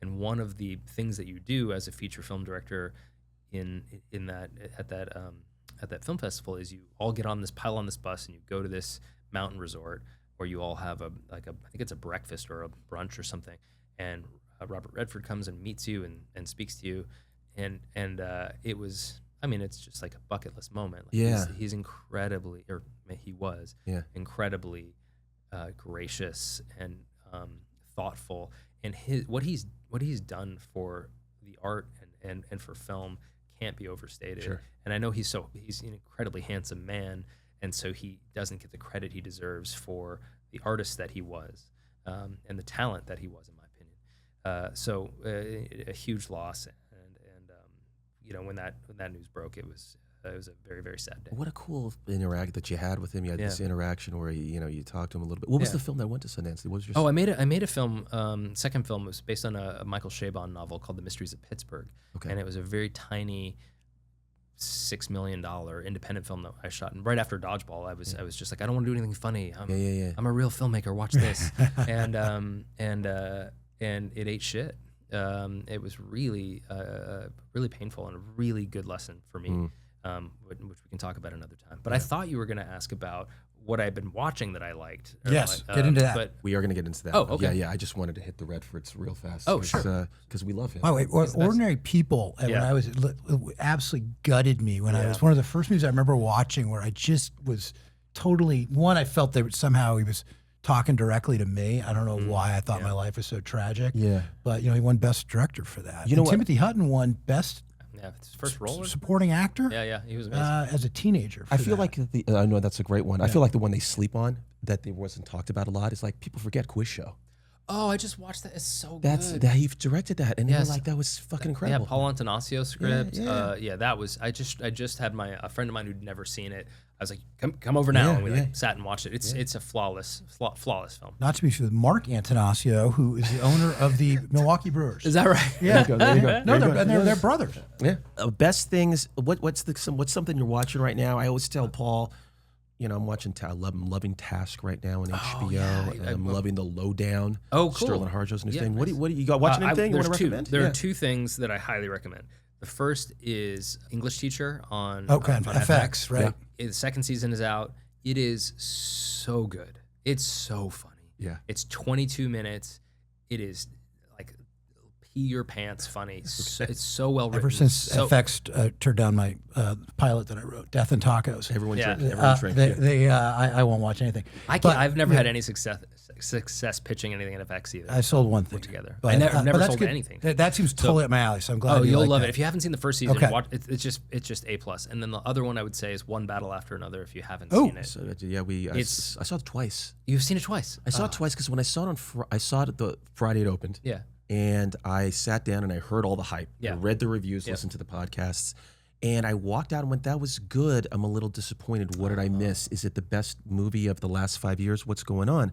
So I decided to go back on Monday, and I watched it the second time, and I loved it. Oh, okay. But took a second watch, which is odd for me. That's amazing. Good for you to be willing to go. Yeah. You're recommending it. You said. Oh, I loved it. Okay. I went and saw it a couple weeks ago. There was a fancy schmancy screening, and I went. And I'm a huge PTA fan. His last three films haven't been for me. I didn't like Licorice Pizza very much. Like Licorice Pizza wasn't for me, and Phantom Thread and Inherent Vice. Like those really weren't my things. But from the Master and back all the way to Hard Eight. Yeah, same. Yeah. I'm a huge Cigarettes and Coffee was the short he made at Sundance, right? Like I'm like an OG fan. Yeah. And then I watched One Battle After Another. And like the first 20-25 minutes, I was like, okay, maybe. And then this thing happens about the half hour mark, and I'm like, oh, I am all the way in. Yeah. When the Christmas Adventurers moment happens, I'm like, I haven't seen it yet. Spoiler. Okay. Yeah. Sorry, I guys. have seen the trailer many times. DiCaprio seems to be channeling Jack Nicholson. I think he's doing the dude. I think he's doing Lebowski. The dude? Well, he's interesting. I only saw the trailer, but I mean that in a good way. He's so aging funny. into Jack Nicholson. So funny. Yeah. But he's not your archetypal hero anymore. He's in his loser phase. Yeah. The last three roles he's played, they were all losers. Oh, I thought he was so great in Once Upon a Time in Hollywood. But it's also, hard to play a bad actor. Yeah. Right? But that's so what I'm good. saying. Yeah. He's kind of veering away from the sort of the matinee idol. Yeah. And His phone acting is so good. he loses it better than anyone. It's that great thing in Hollywood when he's in the trailer, and then he loses it in this a lot. Yeah. And it's just delicious. He's fantastic. He's great at Sean Penn's gonna win in a walk for a supporting actor. Benicio del Toro is great. Yeah. The young actress Chase Infinity, which sounds like a soccer stadium or something. Like welcome to Chase Infinity Field. Like, but she is sounds like two sponsors for the Beat LA podcast. Well, for me, it was Tiana Taylor. She's so good. Just an aura. A force, you know. Oh wait, last thing. 5 more minutes. With I know. The last thing I've seen, I want to talk to him all which hasn't come out yet. My friend Joe Carnahan wrote and directed a movie called Joe Rip, Carnahan, with Matt and Ben. He's a huge Niners fan too, by the way. Oh shit, Joe. okay. And he made this movie Rip, which is coming out in January on Netflix. It is so good. Yeah. It is a great cop thriller. It's Matt and Ben just like absolutely killing it in every scene. Tiana Taylor's in it. She's great. Oh, it is. It's a fabulous film, and the kind they don't make enough of. Like it's a gritty cop thriller with, I mean, Joe, if you've ever read his work, he's one of the best writers in town. Everyone will tell you. And he has this great sort of muscular vulnerability in his writing that just not he doesn't you don't see it and you can't fake it. Like he's like a man's man, and but he's also a poet, right? Yeah. He's this warrior poet, filmmaker, and I love the movie and I can't wait for people to see it. I love it. That's great. The Giants and the Warriors are going to be when he comes back for the 3-timers club, where you get the necklace. I want a big gold turnover chain. I want your prediction. Yeah. Who are the Giants going to pick as their manager? Oh God, that's impossible. I mean, that's a tough one. Buster Posey listens to this podcast. He listens to you. You can go outside the box. Or here's what I'll say. I wish that Buster would just coach the team. But he's not going to do it. But I wish he would. I mean, that's a grind, and nobody should. But I really, who do you think? Because I really couldn't tell you. I got some. You know, the first interview is Kurt Suzuki. You're kidding. Interesting. Yeah, they just had Kurt Suzuki, who's a special assistant for the Angels right now. Played for about 18 different teams. I think Buster's going to hire a catcher. He's going to hire a surrogate, right? Yeah. And maybe he wants to hire a Japanese guy because they can't seem to sign any Japanese players. But, I would love that. Yeah, I think Kurt Suzuki would be great. He has not any managerial experience at all. Yeah. But he played, I think, 18 years in the league or something crazy. I think that's a brilliant one. That one came out of left field because there's been a lot. There's been lists, and he was not on any of the lists I saw. Yeah. Rawson, can I tell you who I want? Yeah, please. Because I bring the brown sugar to this. We're not going to get Will Clark because I would love Will Clark because that would be so much fun to have Will Clark. Yeah. I like Mark DeRosa. Oh. He coached the Olympic team to a gold medal. Yeah. He's on MLB Network. He's very smart. Players love playing for him. He, to me, is the Steve Kerr that we can sign. Kind of like he was on TNT. Yeah. He never did it, but he's kind of got that sheen. Yeah. I want Mark DeRosa. Yeah. Cool. Those are both great. Okay. Yeah. Give us a name. Just give us a name. Because it's going to be a real. Oh no, a name. No. I'll give you a name, but they're not gonna. I know they talked about it. They're not gonna do it. You're not gonna like it. Yeah, you're not gonna like it. I already love it. You're not gonna like it. Bruce Bochy. Okay, come on back, Bruce. Come on, Boch, the Bochster. I would be totally in favor of that. You know. Can Roger Craig come back from the grave? Oh my God, that'd be great. Get some hum baby. How about Kevin Mitchell? That would be hilarious. Oh my God, Matt Williams, I think could be interesting. I mean, People don't like him. Well, poor Matt. He was third base coach. I think he's gone. Oh, he's gone. Oh, yeah. They haven't talked about who from Melvin's staff got the heave ho, but I assume I think he was getting death threats for holding runners at third and then sending the runners at the wrong time. Rawson, thank you for coming back in. Oh, Matt, my pleasure. And we'll see you soon. Go Niners. Go Niners. Let's go. I'll see you next time. Dude, thank you so much, pleasure. Man. All right. Thanks, boys. Just such a great time. Thanks, Ray. Thanks, guys. All right, we're back. Once again, I feel more knowledgeable about football after talking to Rawson about that big win. What's going on with you? He's the best guy. He's so knowledgeable. He's a great listener. Yeah, I'm sure it's many things that makes him a great director. Yeah, and he's a generous guy with his stories. That's this pitch story about how Voltron happened. I hope there should be like a film school class about that. And then just meeting Redford at Sundance, that's like every creator's dream to be there for a film that you made, for him to say, that's all-timer. But Sundance is, I mean, not only is poor Robert Redford lets it, but Sundance has changed. It's leaving Utah. It's moving to Colorado. So he literally and figuratively left the building. It's a bummer. That's the stuff we came up on, Matt. Yeah. Brought us out to Hollywood in the 90s, right? Yeah, that's true. That's true. Yeah. Shout out to Rawson. Anyway, thank you, Rawson. Yeah, really that was good stuff. All right, today's podcast is brought to you by Day Trip Beverages. Forget ordinary soda, Paul. Get your fizz on with great flavor, a prebiotic punch, and clean ingredients that actually boost your vibe. Day Trip prebiotic sodas are designed for your mind, body, and mood, and was founded on the belief that a happier you is a healthier you. Escape the ordinary. Day Trip. Great job, Matt. I have my hat on. Yeah. Today's been a big hat day because I'm afraid of this George Bush thing. So this is like my 5th hat of the day. Yeah, beautiful. But I didn't do it when Rawson was on, if you noticed, because I want him to cast me in something. Hey, folks, let's talk about the San Francisco baseball Giants. All right, switch Let's your do hats. it. Put your hat on. Put my hat on. The season has come to an end. We're wrapping this up. It was another, guess what, 81 season, Paul. Do I look less like George Bush in a Niner flat hat or a kind of old school Giants hat? Well, because he really wanted to be baseball That's commissioner, true. not president. Okay, So he did. I can't. I think you look better with it on. Okay, Yeah, keep the hat on. So what? You just asked me a question. I didn't ask you a question. I self-conscious. just said, hey, 500, par for the course. You know what I mean? So do you know there was this?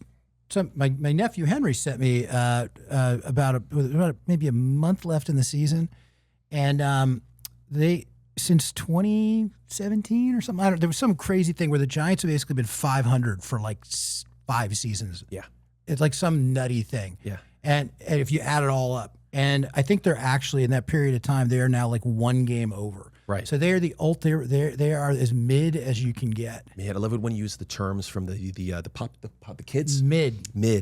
Yeah. I'm gonna, because I didn't get the stats right. I'm gonna send Nick that screenshot, and he's gonna put it up for the people because you can see just how scary it is.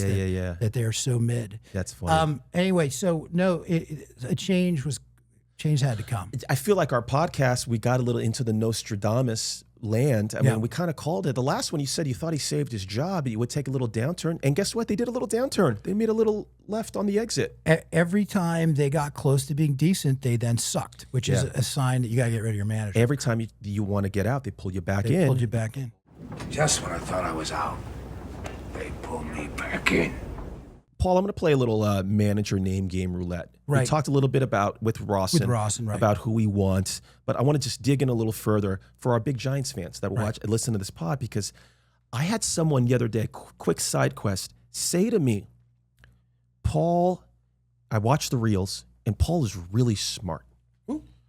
That Paul rule. Was that your mom? No, this was like out in the wild. They're like, I love your pod. That guy Paul's really got a lot of smart takes. And I couldn't break it to them. But to say, people, come on. I got my baseball mitt on, my college baseball. Yeah. I am just the Chris Fowler to your John McEnroe. All right. Giants managers. These are the names that have been thrown out there. Right. Okay. Actually, here's there's the Nick Hundley. I heard Kurt Casale, which would be interesting. But I'm going to throw a bunch of names. Did you see the Tennessee Volunteers coach, Tony Vitello? Yes, I'm all in favor of that. Who do you want?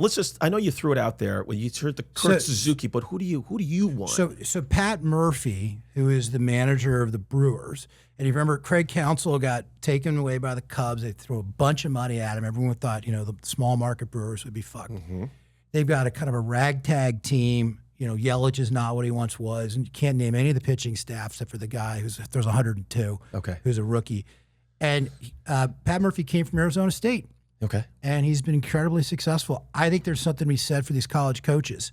I think they bring enthusiasm. I think college baseball is in a cool spot with the NIL and everything. And it's a copycat league. All leagues are copycat leagues. It's the first time that a college manager has come in and had success in the majors. Yeah. And I can see Buster getting on this thing. I think part of what happened with the Giants this year is that he talked about they lacked intensity. Yeah. They were a team that would kind of the clubhouse, everyone got along great, but I think they lacked energy and there's no one in that, there's no Buster Posey on that team. Yeah. Like who's the guy there's no Fred Warner on that team, right? So I think the Tennessee coach, their manager, sounds to me like He's going to bring new ideas and a lot of enthusiasm, sort of that college rah-rah thing. Do you think he has a real shot? You think he'll get an interview? I think he'll definitely get an interview. I'm going to throw a couple other names out just for fun games because that's what we like to do. I mean, he's obviously very loyal, but do you think he's going to interview in the pool of the loyal guys, the Ron Wotuses, the Javier Lopez's, the Vogel songs, the Randy Wynns? Do you think he's going to go there a little bit? Randy Wynn is the head of their minor league system now, whatever. He's going to interview Mark Hallberg, his college roommate, whose first base coach. I read he's not going to do it. Really? That he's Mark Hallberg's out. Oh, interesting. Yeah. I don't hope they don't interview Wotus because the poor guy, he's not. They're not going to give him that job, right? Right. I think they're going to go external. He picked Manasian, Zach Manasian. I like to call him Manasian. To be his GM, and Buster was surprised that he stayed internal with a guy who had worked under Farhan. I think they want somebody from the outside. I think he wants a former catcher, which makes Mark DeRosa not happen. Yeah. I don't think it's going to be Kurt Suzuki, even though he's the first guy he's interviewing. I think it's going to be Nick Hundling. You heard it here, folks. I'm not the only one saying this. He was a former Willie Mack winner. He was a teammate, which Suzuki was not. Buster wants a surrogate in the dugout. He wants a younger guy. He wants a contemporary. Is he going to bring the energy? Is Nick Hundley going to bring the energy? Apparently he does. Apparently that's why he won the Willie Mack Award. I want a manager who's done cocaine. So Matt Ferrucci gets interviewed, is what you're saying. Is that what you're trying to say? Great. And everybody drinks. God damn. You set yourself up for in that case, then I want to. Hey, Darryl Strawberry's available, as is Dwight Gooden. What about Keith Hernandez? Ozzie Guy and Ron Washington? Come on. Ron Washington's 73 years old, just had a quadruple bypass. I'm not even joking. Cocaine will kill him. But I think what you're saying, though, is that Ron Washington, Dusty Baker vibe of the manager who was like going to take no shit, go in there, yell at the team. But he don't want an old guy. I understand. He wants a guy. He wants the continuity that the Giants had until this recent thing. Look at Roger Craig was there for like a decade. Dusty was there for a decade. Bochy was there for for a decade. They're not a team that does his kind of turnover. He doesn't want an old guy that they're going to have to replace in a couple of years. Albert Pujols is apparently the front runner in Anaheim for the Angels. Well, they're still paying him apparently. Artie Moreno is still on the payroll. You might as well hire him. What about? So you're thinking catcher? What about Yadier Molina? No way. There's no way. They've got too much history with the Cardinals. Got it. That's like hiring what are you going to do? Clayton Kershaw? You're going to make him the manager now that he's retiring? David Ross. I like David Ross. I'd be good with that. I think he got fucked in Chicago. And also, you've never shopped at a Ross. So that, you know what I'm saying? No. Yeah. Sponsor. Okay, I'm going to throw a couple more names out at you. And this is just for fun because it's never going to happen. Keith Hernandez. He did cocaine. Brandon Belt. I don't know if he did cocaine. Yeah. We're off that. We're off that bit. Okay, sorry. And then finally, just, for shits and giggles, John Gruden. John Gruden. Can I just say one baseball thing and then we got to keep moving, Matt? Yep. So, what's your grade? I'm going to take it off of Buster Posey's first season as a head of baseball ops. I'm going to give him a lovely B-. Okay, I think that's about fair. So you want to hear my analogy of Buster? Yeah, give it to me. So, Buster is like a high school kid who's just realized that he can drive a car and have sex in the back of the car.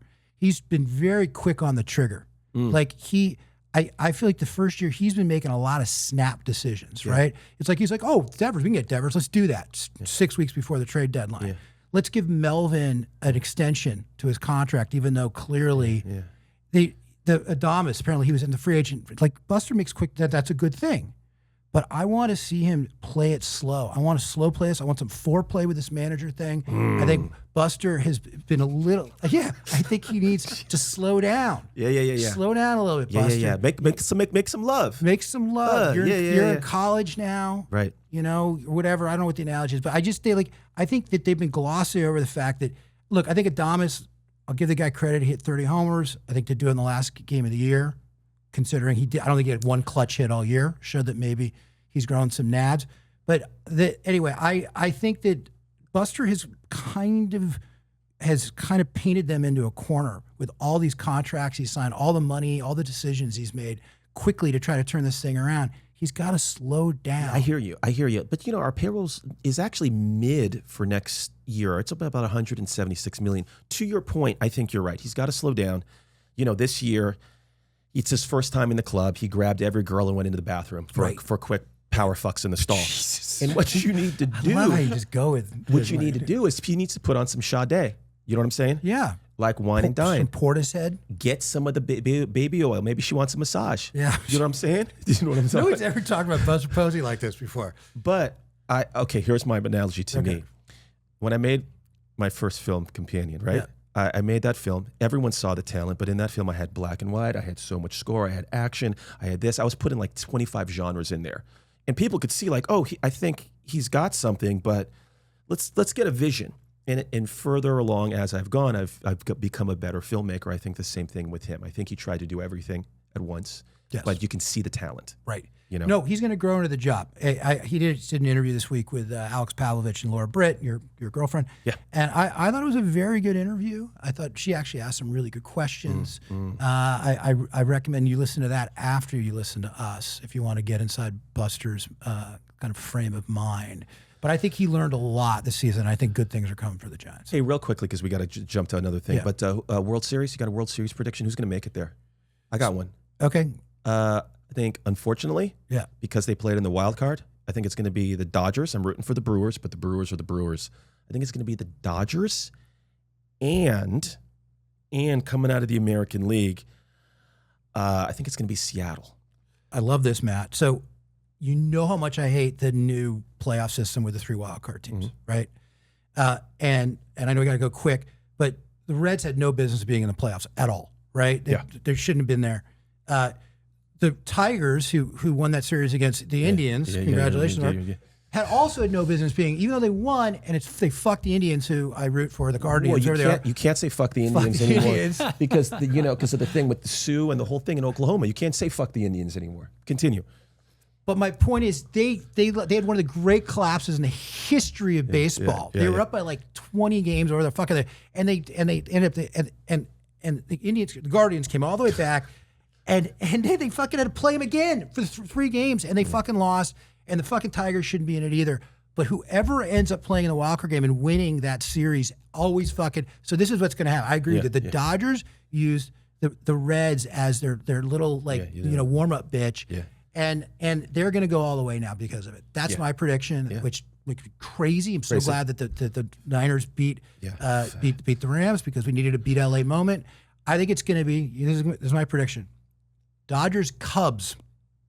In the NLCS? No, in the World Series. How can the Dodgers play the Cubs? No, they can't. Sorry, that's not what I meant. The Dodgers Yankees again. I think it's going to be 77-78 again. I'll take that. I'll watch that again. It'll be 77-78 again. The back-to-back years. I love it. I love it. By the way, I just want to quickly say the number 10 prospect for the Giants is a shortstop. I got so upset. I totally thought the Cubs were in the... No, I know. You want to take that time machine back and like redo the draft with Trey Lance and go back to like the 30s with this baseball shit. Yeah.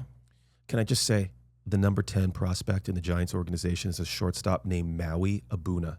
That's all. Quickly, let's get to the Golden State Warriors. Training camp started. They signed Jonathan Kuminga. I know we're going to kind of wind this pod down, but I will quickly say that the Kool-Aid is chilling inside of the refrigerator. The Golden State Warriors, their starting lineup whenever the opening night happens against the Los Angeles Lakers, right, end of October, we will have 4 guys in our starting lineup over 35. That is the first starting lineup in NBA history with 4 guys over 35 years old. But 39-year-old Al Horford, this guy's in a hot tub time machine. He's a stretch 5. He's a humongous signing for us. Everyone needs a center that can pop out and hit a 3-pointer. Everyone's sleeping on this. He said, I would only leave the Celtics for the Warriors. This Kuminga thing, I'm glad he's on the team. He's going to be a little bit like D'Angelo Russell. We're going to trade him come January, but I'm glad he signed and didn't take the qualifying offer. I'm hopeful, but it's going to be an interesting, like you said, at the end of the year, we were 23-9 down the stretch with Jimmy Butler's. I like this team. I'm all in. They're going to break my heart, but I know there's a lot of negative stuff about the Warriors online right now. Like, they're old, they're mid. I get it, but I think we're going to be there at the end. I feel good about it. So you think no play-in at least this year? I think we could. I think we can get I think the West is going to beat each other up.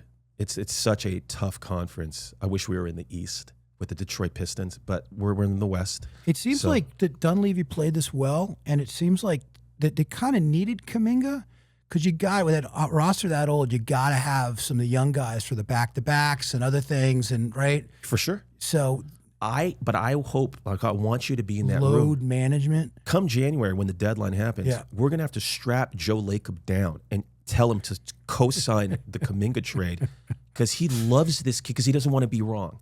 Well, because he was very wrong on James Weissman. He doesn't want to be wrong again. Yeah.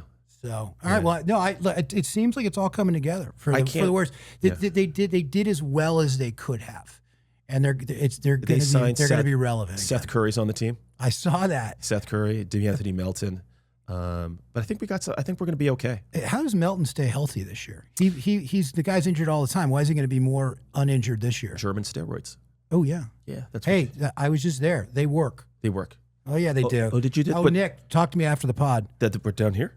What? Down here. Will do. I'm not going to say specifically, but Nick's an exercise guy, and I know he's clean though. He's totally clean. Hey, let's wrap. We're wrapped up on the Warriors. Let's get to the fun stuff here at the end. You said Nick to save something for later when we were at break. Oh yeah, so we were talking about George Bush, Pedro from Napoleon Dynamite. Nick, who do you get? I get Army Hammer a lot. Army, look at the camera, folks. Is that? Yeah, I get a little Army Hammer on the Wheels of Steel. Winklevoss twins from Social Network. So is this before or after he started eating women? This was before that. This was during the Social Network, and Okay. I'm not as thrilled with it after the cannibalism. But I think Nick could use a little bit of that cannibal edge, though. Oh yeah. Yeah. So I have a quick Army Hammer story. You want to hear it? Sure. I was on a date at the Sunset Tower Hotel. Yeah. And Army Hammer and his then wife sat down next to us. And my date got up and went to the bathroom, and he got up and followed her to the bathroom. Yeah. And he stayed outside the bathroom door the entire time she was there. She said, I came out, and they followed her back to the table. It was pretty clear he was thinking about eating her. And the two of us, we were like, she's like, I'm getting kind of creeped out. I think we should go. We could be getting sued right now. I got to go. And she's selling condos in Aruba, so it's fine. So we get up to leave, and Dimitri, who's the maitre d' there, everyone knows Dimitri at the Tower Bar. Dimitri goes, no, don't. Can I get you a dessert? You guys should stay. And we're like, why is he suddenly because it was a freak off was about to happen. Because clearly they were, and clearly they've been like those two. Yeah. So I felt pretty good about that. That's a great one. Thank you. You hold that in your bag. It's a great story, Paul. Sorry. You always get on my case for talking about drugs and alcohol, but you got some bangers in your pocket. I would have said, sure, let's go back. Let's see what goes. Let's see what happens. It was like a second date with this girl. I never saw it. I wish you went through with it. I wish you were in therapy talking about it. I know. Folks, let's get to we're gonna get to pet peeves. Okay, because I have I have a question for you. Then we got to keep moving on. Yeah, go give it to me. So Matt, I'm now back in the world. I've been traveling all summer, all year, seemingly, except for doing the podcast. I'm going to be sitting on my couch. I want to know what to watch. Funny you should say that. A little bit this with Rawson, but I want to hear what you're watching. Kristen wants to hear what you're watching. Okay, here we go. This is very quickly. We're going to do best things we saw here, and we're actually going to change the segment to best thing Matt saw. Best thing Matt saw, but this is good because I feel like it's a charity where I tell you right what I'm watching, and maybe you'll watch it. Because my favorite thing is when you're like, "Hey, I watched that 8 months later, and it's fucking great," and I'm in. I benefit from it too. Okay, thank you. But with Nick, he like hates half the shit, which actually makes that fun. That I recommend. Alien Earth. Are you an Alien fan for like the lore of the aliens? Yeah. Then you're not gonna like it. Oh, I heard it's from the Noah Hawley, from the guy that did Fargo, right? Which I love. I was so excited for it. I think if you're an Alien fan and love the canon, you're going to be disappointed. Okay. It was a huge letdown because he doesn't give a fuck. He kind of makes up his own thing that has nothing to do with the Alien canon. And you're like, so what is this story about? And it's esoteric. It's about like what it means to be human, and there's cyborgs. It's such a letdown. I hate watched it to the end. But if you don't know Alien, give it a go. You'll be like, oh, this is cool. Sigourney Weaver in it? She's not. Okay. But Kyle Chandler's daughter is the lead. And let me tell you, I'm going to age myself here, but va va voom. It's like Amelie on Miami Beach. Holy shit. Okay, Alien Earth, I would pass on that. The Lowdown with Ethan Hawke, give it a go. I think you'll like it. It's like a Raymond Chandler thing. Okay. You know what I know? What a career that guy's having. Holy shit. He's fucking everywhere. Everywhere. Black Book 2 or Black Phone 2 is coming out. Black Phone 2. Yeah. Ethan Hawke. I love The Lowdown. Task, as we know, your Right. friend Mark Roybal just line up the Emmys. It's so good. I finally got to the pit after they won the Emmy. Right. And I watched 5 episodes. It's great. Sean Haddisy. I played tennis with Sean Haddisy, the LA Tennis Club. Oh, shit. That's an old school one. Yeah. It's a tough watch because it's an ER. It's Well, he won Best Supporting Emmy or something for the pit. It's good. It's good. But it's a tough watch. Okay. Yeah, as far as all that stuff. Platonic, I loved. They just Really? I loved Platonic. Seth Rogen and Byrne, or Rose whatever, Rose Byrne. There's a whole little crew of us that love Platonic. Wow. All right. Yeah, it's if you're just looking for some mindless LA nonsense. Our friend of the pod, Ben Sompkin, hates the studio. Hated it. Well, Ben's got issues, and I'll say that live on this pod. Okay. Yeah, if you don't like the studio, His favorite show is Action. Remember Action with Jay Moore? I remember Action Jackson with Carl Weathers. Action was a sitcom on Fox about the movie industry. Okay. Yeah. Well, there's a few things there for you to watch. I did see a trailer for a doc on Netflix in 2 weeks. Who Killed the Montreal Expos? Oh, that sounds. And it looks fascinating. I love stuff like that, like the battered bastards of baseball. That doc about the Portland team. I love. Can I ask you this question? Yeah. Because I love it. For me, it's an obvious question. Yeah. The best things you saw. What did you see in the movie and TV? What's the best thing you saw? Because I don't know what that could mean. That could mean anything. So I'll tell you the best thing I saw, Matt, because I've been on long flights back and forth to Oktoberfest. So I watched Sinners on the flight back. Oh, I got opinions. I really liked it. Oh, good. Because I thought it was just okay. I didn't know what the big deal was. I thought it was great. Wow. Okay. I was surprised how great I thought it was. I thought it had a lot on its mind. I thought it handled a tough topic, slavery and Jim Crow and music and just America. Like it's Robert Johnson is sort of based on the idea of Robert Johnson, the blues guitar player, apparently sold his soul to the devil, and I thought it handled all these topics, these big topics, really well and really creatively. And I I love movies that are kind of two genres in one. So halfway through, you're like, this is this kind of fucking amazing movie. And then it goes barbarian. And then it goes crazy. Yeah. It goes a little sideways. It's like Audition, like the Japanese movie. Like anytime you give me a movie that halfway through switches genres, I'm into it. Anyway, I thought I don't love all Ryan Coogler stuff, but I really liked it. And Kristen saw it with me, and she loved it too. Yeah, I will say this. To get nerdy here, I didn't love the 45-minute first act, and it ended 7 times before it ended. It's decent, but there's something to say. When you watch films on a 6-inch screen, 35,000 miles in the air, something happens, baby. Oh, and I was like 4 scotches in too. There you go. But I watched Black Bag right after it, and I thought I was just like, I feel like I'd seen Black Bag 400 times. Oh, it's funny. It's funny. I dig it. Like it's been like every movie ever made. Pet peeves, pet pleasures. Let's wrap this baby up. Do you have either of those? I already did it, which is the Major League Baseball playoff system. Okay. I have a pet pleasure, real quick. Yeah. Jackson Dart's mom. Did you guys watch football on Sunday? Okay, Matt. I'm gonna look this up right now. You keep talking. Jackson Dart's mom, the new quarterback, first-round pick for the New York Football Giants. It reminded me of when Luka Doncic got drafted at the NBA draft, and everyone went, "Holy shit, is that Luka's mother?" Jackson Dart's mom is in my top 5 rankings right now.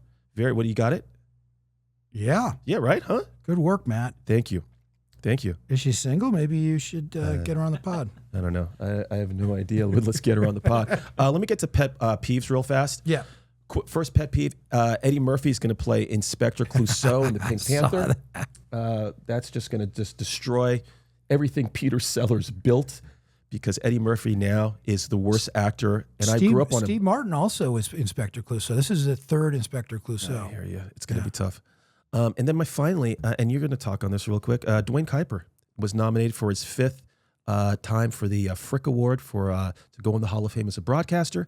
And the Hall of Fame, once again, has refused to consider putting his friend with him as a nomination, Mike Krukow. It's fucking bullshit.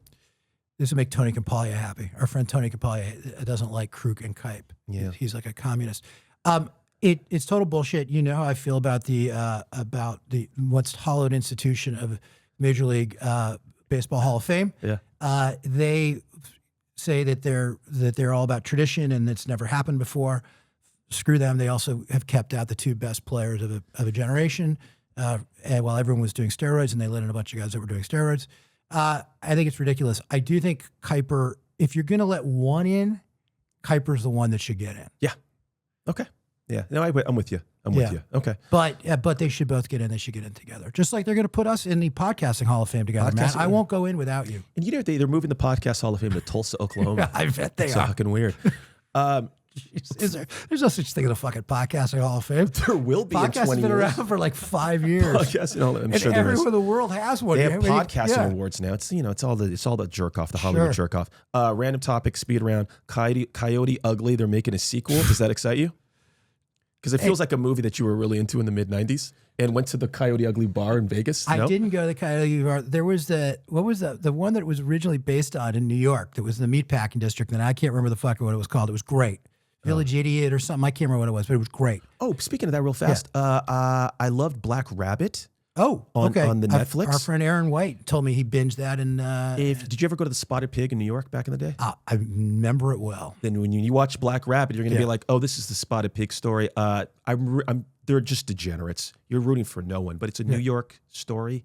Very hip, very cool. Sounds great. Jude Law and Jason Bateman with long hair. R.I.P. Lonnie Anderson from WKRP in Cincinnati. I know that happened up like 6 weeks ago, but I just wanted to say that out loud. So I'm going to say the other gal in WKRP Cincinnati I thought was better looking. Bailey, yeah, but I mean, Baylor was better looking. The va-va-vooms on Lonnie Anderson were great. No, she was great. Great. Hey, how do you feel about green Former girlfriend dildos? of Burt Reynolds.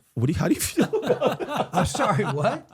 How do you feel about the green? I mean, the green dildos were being thrown on the court in the WNBA. I only bring that up because they're now be throwing them on NFL fields. I mean, pro dildo. I mean, we get the gallery here. You guys know about the dildos being thrown? Yeah. I've been out of the country, Matt. I mean, this is kind of an old topic. Oh, it is? But like dildos, they were throwing them on the NBA court. Now they're throwing on a couple of football fields in the NFL. Well, I mean, okay. So I kind of guess I understand why you throw it on a WNBA court. Why are they green? I don't know. That's a great question. Does anyone know why they're green? No. Money. Well, you know, like Detroit Red Wings, they throw the octopus on the ice. Hat trick, they throw hats on. I think if they start throwing dildos at like the end of the third quarter on WNBA courts, come on, let's go. I'm watching. Do you get thrown out of the game if you throw a dildo? Yeah, they got thrown out. This guy got like banned. It wasn't like a. Oh, you're getting banned. It wasn't like disco demolition night or something where it was sort of it was supported by like the. But if the you get organization. 15,000 people throwing green dildos, you can't ban all 15,000. This sounds like the Joker or something. It sounds like this is a revolution. By the way, last hot take: the Valkyries crowd for WN games at Chase is 3,000 times better than the Warriors fans for Warriors games. Oh, you were just at the Labor Cup. By the way, we talked a little tennis. How was the Labor Cup, real quick? Labor Cup was a blast. It was a blast. They turned Chase Center into the bougiest place that you would love in the world. Oh, I think the best part of it, though, was the tennis teams are on the sidelines watching each match. Yeah, no, I know the Agassi and Yannick Noah, the coaches, are on the sidelines like basketball coaches. That's what makes it the most fun. But it was a blast. And does Yannick Noah give a concert? You know, he's a rock star in France. He's actually very tame. Yeah. Agassi and that team won. Agassi, he's on the sidelines like Bobby Knight. He was awesome. But it was cool. It was really cool. I'm going to Indian Wells this year, by the way. Great. Yeah. I'll see you there. You'll see you there. Final shout out. I do this often, but happy third anniversary to my beautiful, lovely wife, Kristen. Yes. October 1st, 2022, 10/1/22. It's three years, Matt. That's 3 years? God damn. I feel like it's just, that upsets me. By the way, I tweezered out 3 gray hairs today. You want to hear my great fear? Yeah. Is it my eyebrows are going to start going gray? Do you get it? Yeah, guy. Look at old guys. They have gray eyebrows. There's nowhere to hide when that happens. Yeah. Occasionally I'll get one and I'll pluck those out. I have a shout out. At the beginning of the Giants season, Paul made a prediction that they were a 500 team, and damn it, if that wasn't the most accurate prediction of all time. So kudos to Paul. It's a bittersweet award because even though you called it, it's not fun to watch 500 teams. So congrats to you. Nick, somebody's paying attention, and somebody is going to get hired for the next podcast too. Do you know what they say a tie is like, Matt? What's that? Italia? A tie. It's like kissing your sister. Okay. I have a new pet peeve. I have one last pet peeve. What's that? Nick's never complimented me on this pod. So, folks, thanks for listening to the Beat LA podcast. We'll be back in a couple of weeks with a brand new guest that you're going to love, and we can't tell you who that's going to be I yet. have one final shout out to Nick Conrad for being the best producer, editor in the history of podcasts. I'm going to submit his name for the Podcast Hall of Fame. Folks, thank you, Paul. Beat LA. Give me a high five. Beat LA. Beat LA.